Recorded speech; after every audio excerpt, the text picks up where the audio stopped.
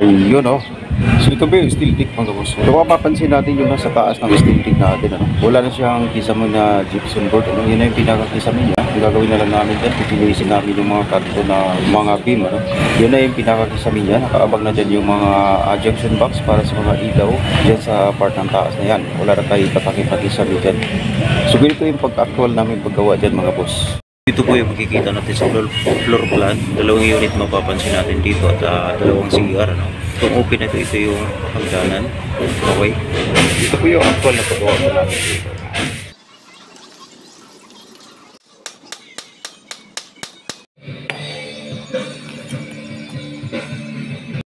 Ayan, pa-island lang natin. Pa-island na. Pa-island. Dus dulo, lagay mo doon. Ayan. Baka may maiksi ng konti.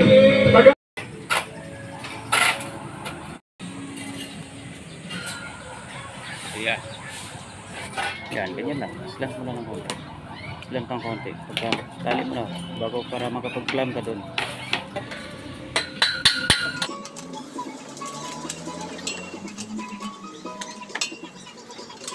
Ito na po yung preparasyon natin sa steel deck mga tol, ano? Pinakabuhos po natin, may kapal ito na 15 cm. So gagawin na lang natin dito, ipapatong na lang yung steel deck, ano? So ganun lang ka simple yung preparasyon natin sa pagpapatungan ng steel deck. Dahil yung part na ito, yung gitna, lalagyan na lang natin ng soaring jack yung mga part na yan, ano? Kaya mapapansin natin, yun yung kapal ng buhos natin, 15 cm yan. Pabalagbag yung sit-up natin ng mga GI pipe dahil yung steel deck ay pag ano naman yung sit-up natin, ano, pahaba, pa ganyan. So kada span po yan, kaya ganyan na ganyan yung pinaka-sit-up natin. So ganoon lang kasimple.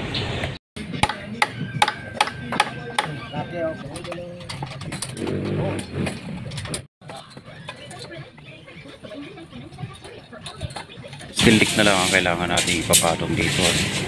So yun, ganun lang sit-up natin para sa steel deck.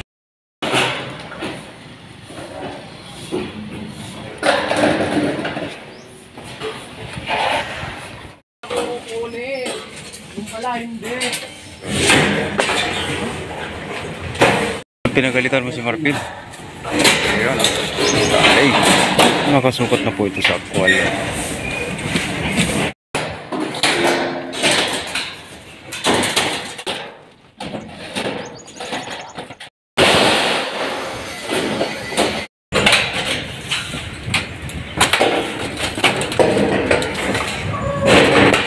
Siyang cashier, 0-0 yan. 11 feet. 0-0.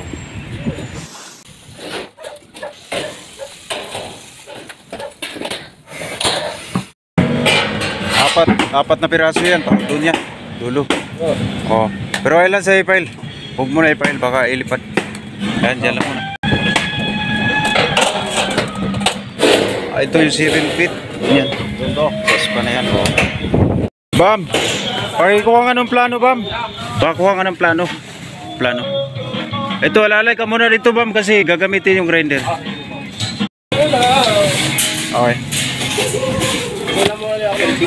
Ayan, o. 70 lang, Oh, 9 feet. 9 feet para dyan. Dito ka na magsirota, ya. Yan ang ano, maganda. Wala. Dito na siro mo sa gilid. Kasi wala sa eskwala to. Yan.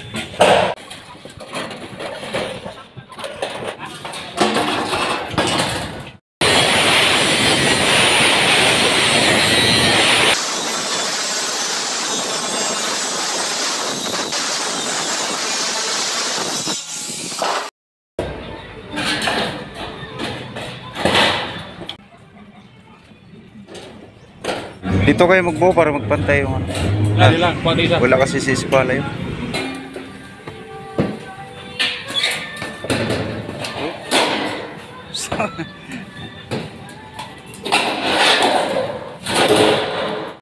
So ayun mga tolo, kasyang kasya siya dahil sa in-order natin to base sa actual na sukat, ano.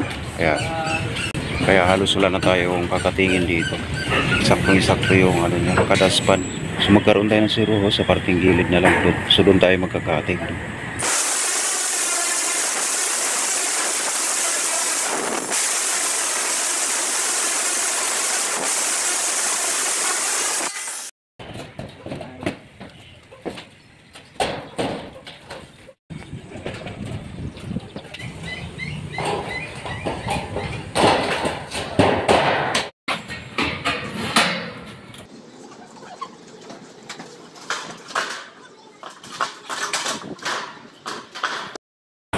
Okay, lapag.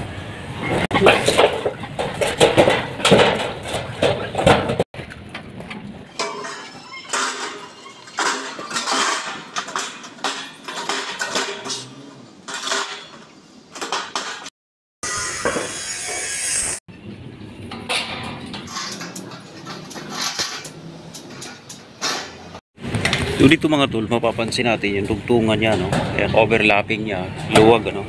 Ayan, no? Hindi talaga yung nakafix. So ang ginagawa ko dito, iniispatan ko ng welding ito, no?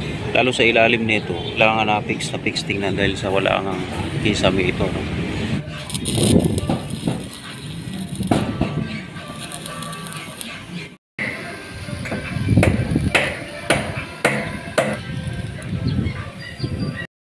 Patamaan yung guhit ko, ha? Kasi mga tubo yan. Baka tumama dito, hindi naman. Yeah, please.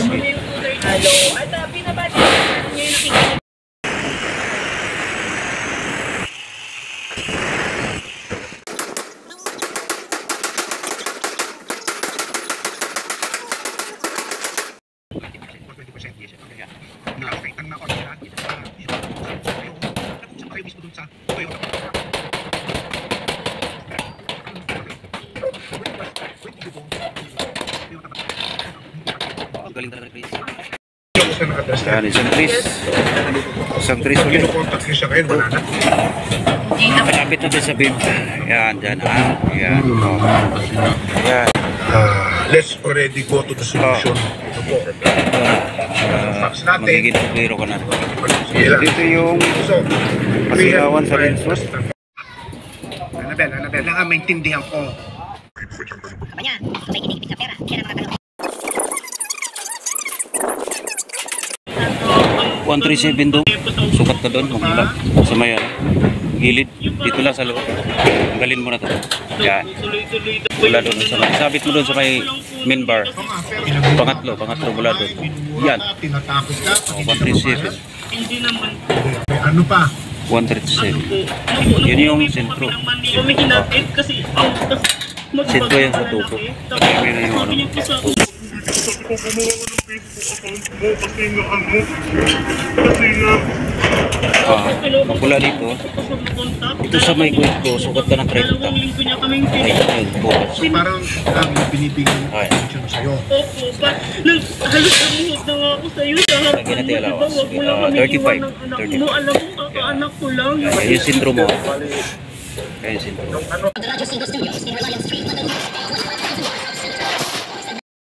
Pababa masyado. Sige pa, angat pa. Okay. Mawawala yan. Ayan mga tol.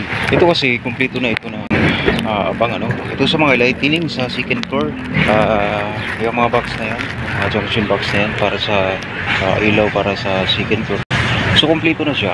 Ayan. Mapapansin natin yung mga linya dahil wala na nga itong kisame ano. At dito naman sa part ng CR, ito na rin itong mga abang natin. The toilet bowl, ito sa floor green. So kabilaan itong CR natin dito sa part na ito. Kaya mapapansin natin. Para sa toilet bowl, dalawa, kabilaan din. Kaya lavatory. Isa na yan para doon sa taas, ano, sa fourth floor. Yun para sa airpin, yung exhaust fan natin sa CR. Ano. Okay, mapapansin natin yung mga junction box na yun. Yun yung nakaabang sa mga ilaw. Ano. Doon sa part na yun, yun yung hallway. Ito naman yung sa kitchen, living at saka yung sa masters. Ito sa part ng panel board, yung mga abang natin na yan. Dito na siya. Ito naman sa panel board. So dalawang unit yung nandito, no? Sa third floor. Mayroon tayong dalawang unit dito. Kaya mapapansin natin yung abang para sa panel board, dalawa. Yan, panel board din yung part na yan. Okay?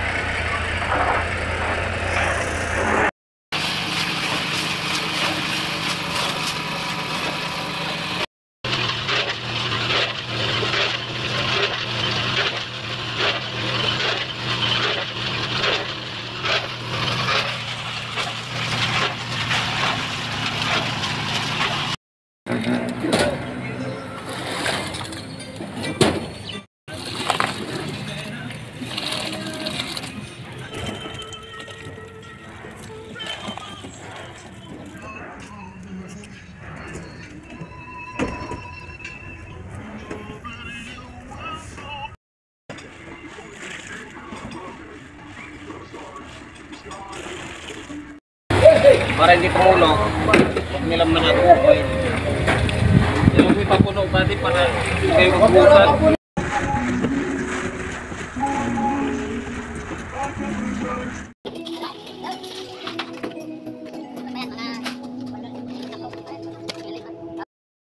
Yun po yung talagang Action na required sa Marapit or yun na yung action na ipapulis ng Mandaluyong.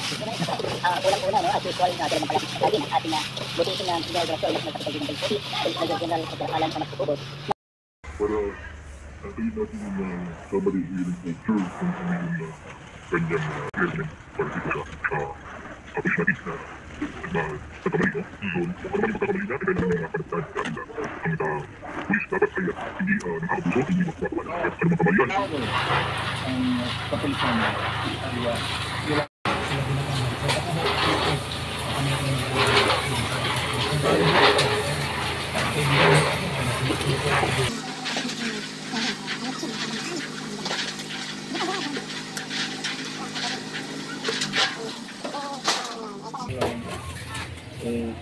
Kilala mo naman ang pagawang natin. Kaya mga mabait. Kilala pre. Sige, hayaan lang natin siya magsalita. Sige, go ahead, sir. Kilala mo ang mabait. Siyempre wala.